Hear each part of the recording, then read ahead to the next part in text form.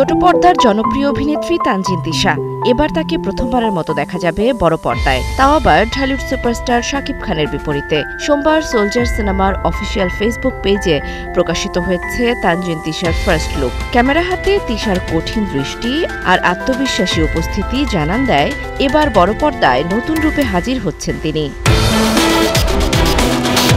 First look প্রকাশের পরপরই নেটিজেনদের মন্তব্যে ভেসে গেছে সোশ্যাল মিডিয়া। কেউ ভাবছেন তিশা কি সাংবাদিকের ভূমিকায়, আবার কেউ কেউ লিখছেন চরিত্রে নিশ্চয়ই তদন্তমূলক ভাব আছে।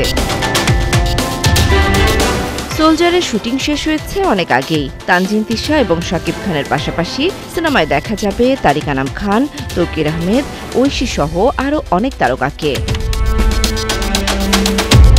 তিশার প্রথম লুকে ধরা পড়েছে তার অভিনয়ের নতুন বিস্তার, যা সোলজারকে ঘিরে উত্তেজনা আরও বাড়িয়ে দিয়েছে।